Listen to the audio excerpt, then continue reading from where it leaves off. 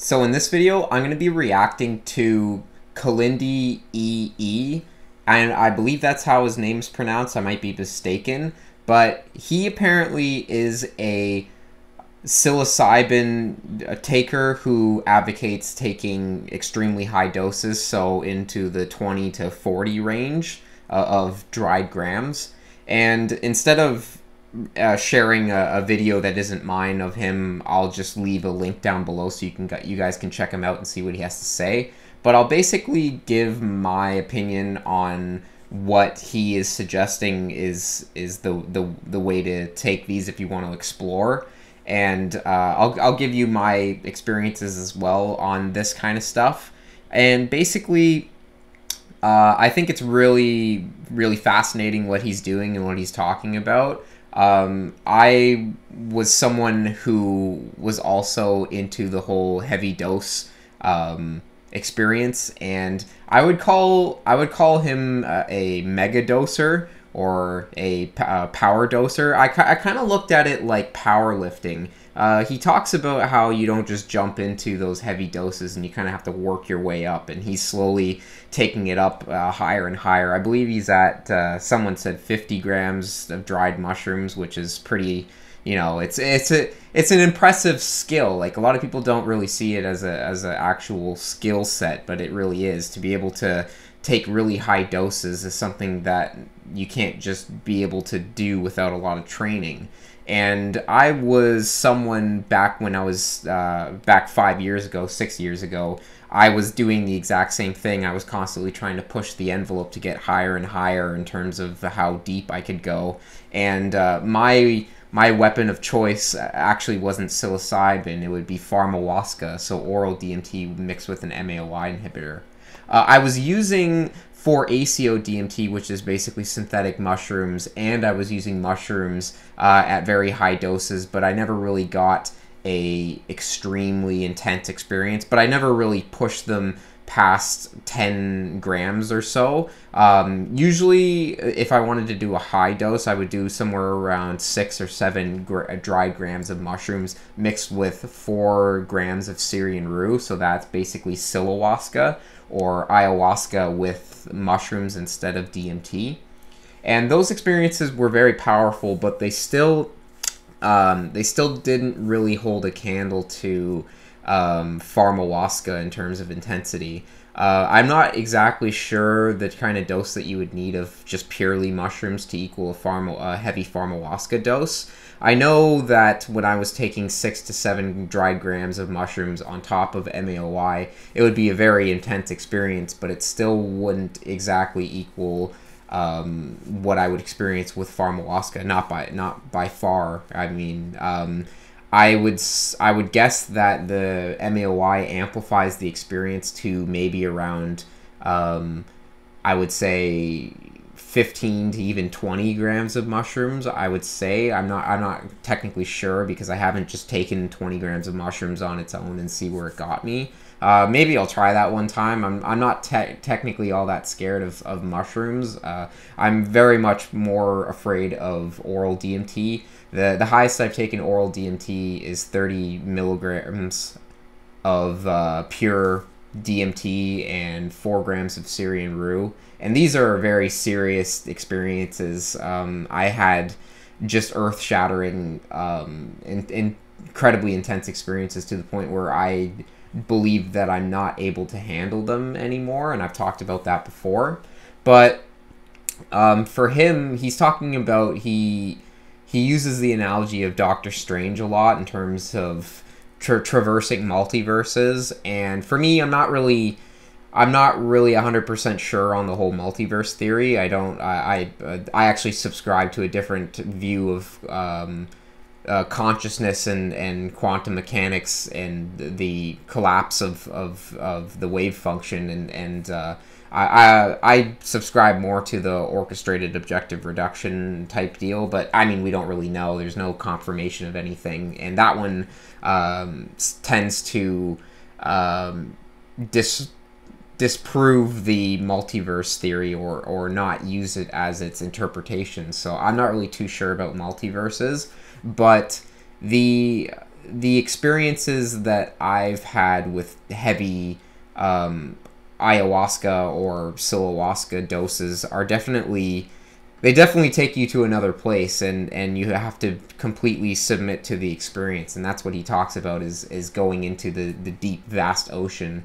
And I'm not sure if he talks about it actually having any benefits into the crafts that he takes it for, because I know he takes these things, or he talks about how entheogens are used in martial arts as a type of augmentation in their training and things like that. And me personally, I've always seen pharmawaska and those heavy experiences to somehow aid me in my piano study, and how I sort of dig deep into emotional, just trying to express emotions in that way. And I feel as if I go deeper into extreme emotional states, that can somehow come out in my music. And I've actually thought that maybe Danny Carey from Tool, the drummer, since he's known to take psychedelics, I often wonder if he's taking megadoses to help aid his drumming to make it sound really grandiose. And that was something that I kind of had in my mind. It's like, oh, maybe I can be a grandiose piano player if I take megadoses too. So there's a bit of a healthy kind of ego thing involved with that, with trying to push it further and trying to, similar to the way that people push lifting heavy weights in the gym. I always made that analogy that it was something as if people that are mega dosers are basically the power lifters of psychedelics. And that's something that I didn't want to just hang up, because it's like hanging up your powerlifting career, and it's just like, oh man, I don't want to do that. But for me, I was just getting so terrified to the point where I couldn't really tolerate the extreme pharmawaska experiences that I had, because they were just exhausting in terms of having to basically experience a very dramatic death experience. And for me, it just seems very exhausting. A lot of the times now, I just want to be able to have an experience of just journeying without having to feel like my life is in the balance, or I'm about to pass on into some new dimension or mode of experience, and have to leave this one behind. As far as safety and what it's going to have the effect on the mind in terms of later down the road, I'm not too sure. I'm not too sure if pursuing the mega doses and pushing it further and further leads to a sort of diminishing returns situation. I'm not too sure. We don't really know. It's good that these people are really pushing the envelope to really see what happens and seeing how far the human mind can stretch.